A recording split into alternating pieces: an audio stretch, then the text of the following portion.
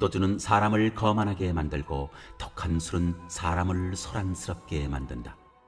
이것에 빠지는 사람은 누구든지 지혜롭지 않다.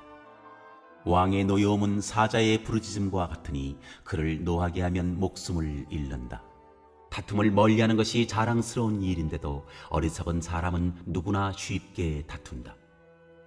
게으른 사람은 제철에 밭을 갈지 않으니 추수 때에 거두려고 하여도 거둘 것이 없다.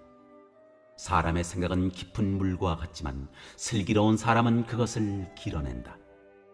스스로를 성실하다고 말하는 사람은 많으나 누가 참으로 믿을 만한 사람을 만날 수 있느냐? 의인은 흠없이 살며 그의 자손이 복을 받는다. 재판석에 앉은 왕은 모든 악을 한눈에 가려낸다. 누가 나는 마음이 깨끗하다, 나는 죄를 말끔히 씻었다 하고 말할 수 있겠느냐? 규격에 맞지 않은 저울추와 되는 모두 주님께서 미워하시는 것이다. 비록 아이라 하여도 자기의 행위로 사람됨을 드러낸다. 그가 하는 행실을 보면 그가 깨끗한지 더러운지 올바른지 그른지 알 수 있다. 듣는 귀와 보는 눈, 이 둘은 다 주님께서 지으셨다. 가난하지 않으려면 잠을 좋아하지 말고 먹거리를 풍족히 얻으려면 깨어 있어라. 물건을 고를 때는 나쁘다 하지만 사간 다음에는 잘 샀다고 자랑한다. 세상에 금도 있고 진주도 많이 있지만 정말 귀한 보배는 지각 있게 말하는 입이다.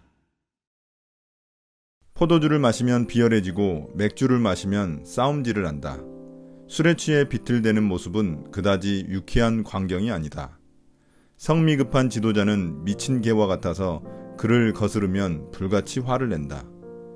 훌륭한 인품을 지닌 사람은 싸움을 피하지만 바보는 틈만 나면 싸움을 건다. 봄에 씨를 뿌리지 않는 게으른 농부는 가을에 수확할 것이 없다. 무엇이 옳은지 아는 것은 마음속 깊은 물과 같고 지혜로운 사람은 내면에서 그 샘물을 길어 올린다. 충실하고 다정한 사람이 많다는데 대체 어디를 가야 그런 사람을 찾을 수 있을까? 하나님께 충성하여 정직하게 살면 후손의 삶이 훨씬 수월해진다. 자기 일을 잘 알고 성심껏 행하는 지도자는 허울뿐인 천박한 자와 늘 부지런하고 정직하여 신뢰할 만한 사람이 누구인지 날카롭게 살핀다. 가격표 바꿔치기와 비용 부풀리기, 이것은 모두 하나님이 미워하시는 짓이다. 젊은이의 동기가 정직한지는 그 행위로 드러난다.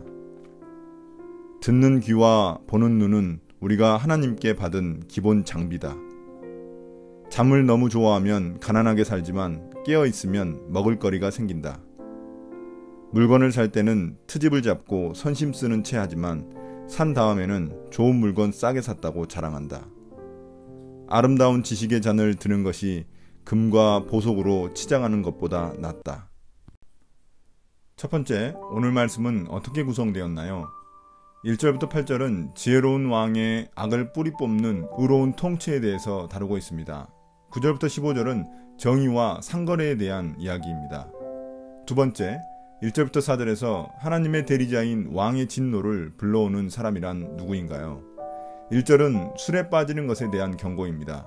술에 빠지면 술 기운으로 인해 거만한 자가 되어 다른 사람과 시비가 일어나고 옳고 그름에 판단할 분별력을 잃게 됩니다.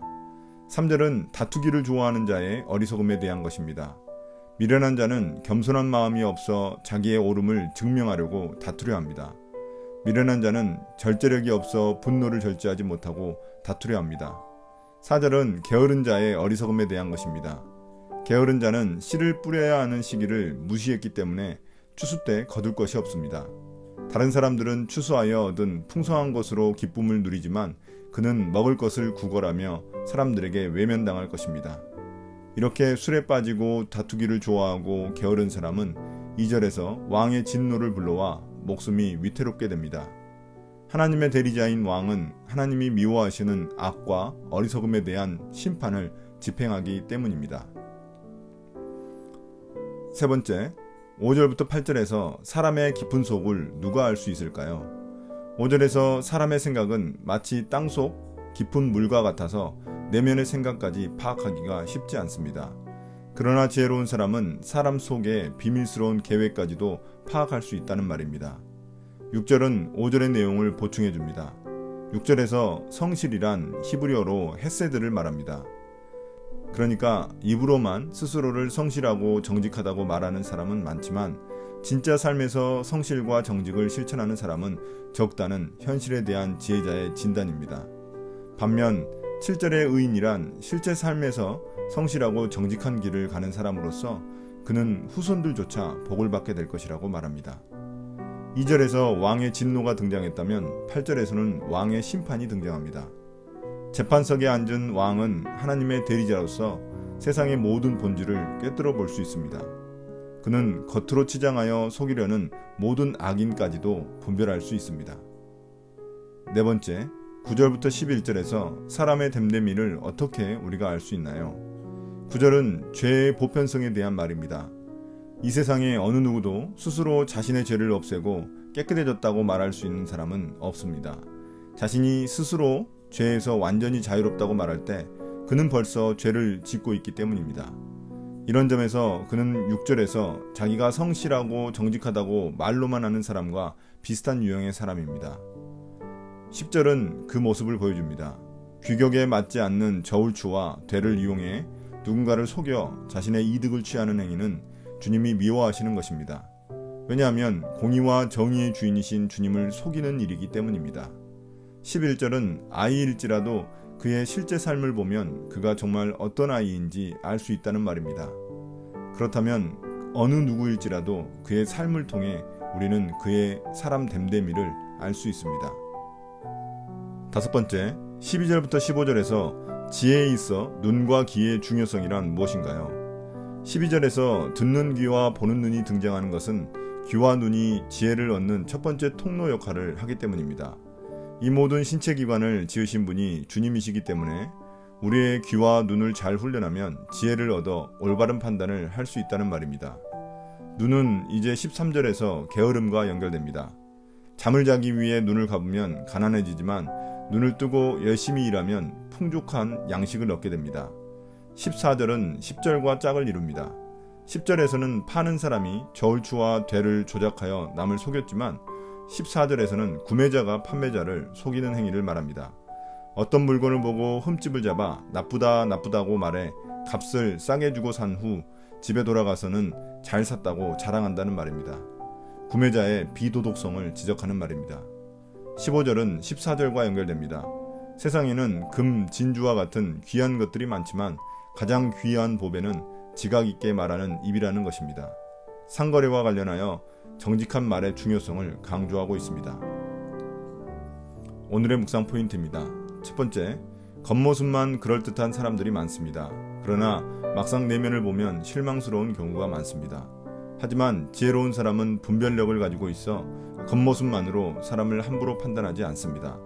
그럴듯한 겉모습과 화려한 말솜씨만으로 사람을 판단하지 말고 실제 삶의 모습을 보아야 합니다.